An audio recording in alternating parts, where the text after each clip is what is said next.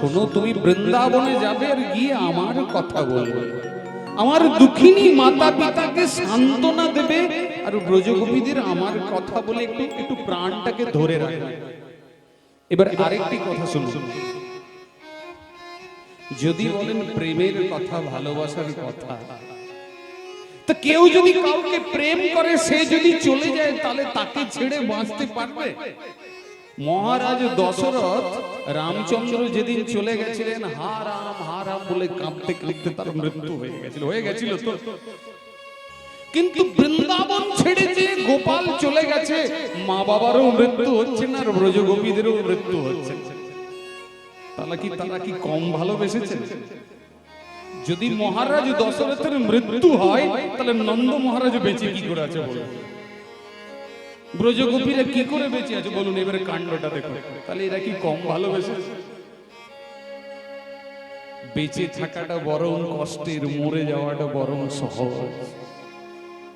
এই বিরহতে বেঁচে থাকা বরং কঠিন। বেঁচে আছে কেন না, বলেছে কাল যাবো আর পরের দিন ফিরে আসবো। পরের দিন ফিরে আসে, দেখে যদি মা নাই বাবা নাই, তাহলে ছেলেটা মনে কষ্ট পাবে। তাই নিজের কোটি কোটি কষ্ট হলেও বুক ধরে বেঁচে আছে।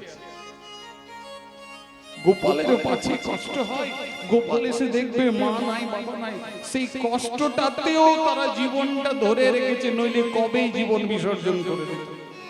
ওই গোপালের সুখের চিন্তা করে নিজে কুড়ে কুড়ে মরছে, কিন্তু বুক ধরে বসে আছে গোপাল। আর বলবেন ব্রজগোপীরা তারা কি করে বেঁচে আছে? বলছে বর্ষাকালের আগে গরমের দিনে দেখবেন পুকুরগুলো শুকিয়ে যায়, যাই তো বাঁধ পুকুরগুলো শুকিয়ে যায় গ্রীষ্মকালে। তাহলে ওই মাছগুলো প্রাণ বাঁচানোর জন্য কি করে? ওই পাঁকের মধ্যে মাথাটাকে গুঁজে রাখে, পাঁকের মধ্যে।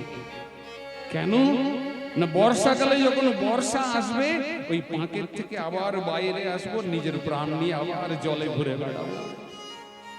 তো বলছে শোনো উদ্ধব, আমার জন্য কেঁদে কেঁদে ওই ব্রজগোপীদের চোখের জল পর্যন্ত শুকিয়েছে, আর চোখের জল নাই। তারা মাথা গুঁজে আছে কোথায় জানো? মাথা গুঁজে আছে ওই আশারূপী পাকের মধ্যে। মাথা গুঁজে আছে কিসের আশা? ওই যে আমি কথায় দিয়েছি ফিরে আসবো, ওই আশারূপী পাকে মাথা গুঁজে আছে, নইলে কবেই তারা প্রাণ ছেড়ে দিত। উদ্ধব, তারা প্রাণ রাখতো না, তুমি জানো।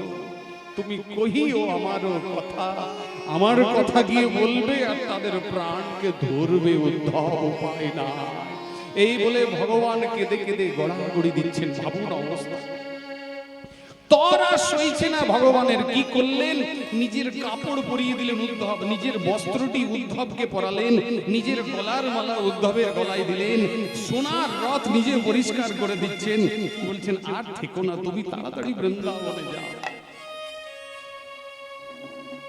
উদ্ধব বলছে আমি এত বড় পণ্ডিত, আমার কথা কি ব্রজবাসী মূর্খ গোপ গোয়ালিনী বুঝতে পারবে? ভগবান বলছে তুমি একবার বৃন্দাবনে যাও, বুঝতে পারুক আর না পারুক, তুমি একবার গিয়ে ফিরে এসো। যদি ভালো না লাগে তোমার বৃন্দাবনে থাকার দরকার নাই, তুমি বৃন্দাবন ছেড়ে চলে আসবে। ভগবান চিন্তা করছেন একবার বৃন্দাবনে যাও, তারপরে তোমার পাণ্ডিত্য কোথায় থাকবে তুমি আর খুঁজে পাবে না। উদ্ধব, একবার বৃন্দাবনের মাটি ছুঁয়ে এসো, তারপরে বুঝবে প্রেম কি বস্তু। ঠিক আছে ঠিক আছে। উদ্ধবকে সাজিয়ে দিলেন। সন্ধে বেলায় সূর্য অস্ত যাচ্ছে, তখন উনি মথুরা থেকে বৃন্দাবনে রথে করে চলে যাচ্ছেন একটি গানের মাধ্যমে। কেমন ভাবে দেখো, আনন্দ মনে রথারোহণে বৃন্দাবনে চলে যা, বৃন্দাবনে চলে যা। আনন্দ মনে রথারোহণে বৃন্দাবনে চলে যা, বৃন্দাবনে চলে যা। রবি চলে অস্তায় গধূলি বেলা, রবি চলে অস্তায় গধূলি বেলা, এই চলে আসাই গধূলি বেলায়, জীবনের রাস্তায় গধূলি বেলায় বৃন্দাবনে চলে যা, বৃন্দাবনে চলে যা। আনন্দ মনে রাধারাধনে বৃন্দাবনে চলে যায় রে, বৃন্দাবনে চলে যায় আনন্দ মনে রাগমনে বৃন্দাবনে চলে যায় বৃন্দাবনে চলে যা। ঠিক করছেন?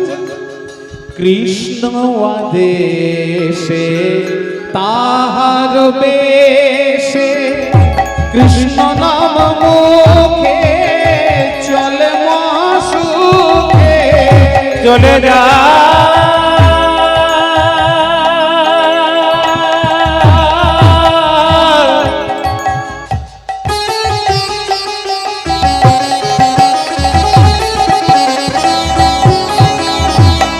চলে যায়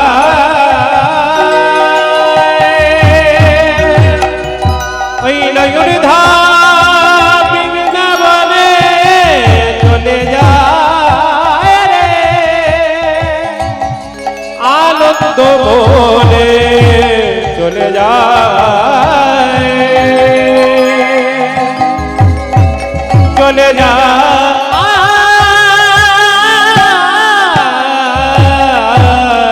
কৃষ্ণ আদেশে তাহার বেশে, কৃষ্ণ নাম মুখে চলে মা সুখে। কৃষ্ণ আদেশে চলে মহাসুখে, কৃষ্ণ নামে মুখে চলে মহাসুখে। गोविंद मेरो है, गोपाल मेरो है, श्रीमाते बिहारी नंदलाल मेरो है। गोपाल मेरो है, जीवा के हरे नंदलाल मेरो है। हे गोपाल हे गोपाल हे गोपाल हे गोपाल हे गोपाल हे गोपाल हे गोपाल कृष्ण आदेशे ताहार बेशे, कृष्ण नाम मुखे चले मा सुखे। কৃষ্ণ আদেশে তাহার বেশে, কৃষ্ণ নাম লেখে চলে মহাসুখে। वीर समीरे यमुना के तीरे, রসমীরে যমুনা কে তীরে, वीर समीरे यमुना के तीरे, शरीरे जमुना के तीर रोजेर বনলতা হেরি গুণগায়, বৃন্দাবনে চলে যায়। আনন্দ মনে রাধারাধনে বৃন্দাবনে চলে যায় রে, বৃন্দাবনে চলে যায় আনন্দ মনে রথ মনে বৃন্দাবনে চলে যায়, বৃন্দাবনে চলে যায়।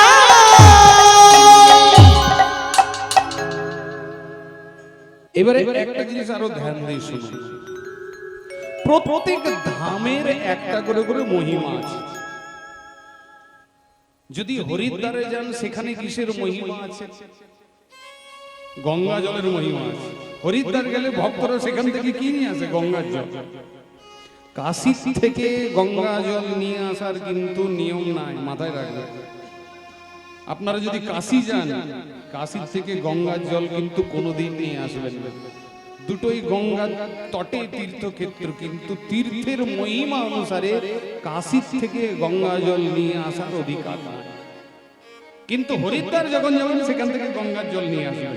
হরিদ্বার তীর্থের মহিমা কিসের জন্য? গঙ্গার জলের জন্য বিখ্যাত। আচ্ছা, কোন ভক্ত যদি পুরী ধামে চলে যান, পুরীতে কিসের মহিমা আছে? মহাপ্রসাদের মহিমা। জগন্নাথ দেবের মহাপ্রসাদ দেখবেন শুকনো মহাপ্রসাদ থাকে, লাল লাল ছোট ছোট বালিশের মতো।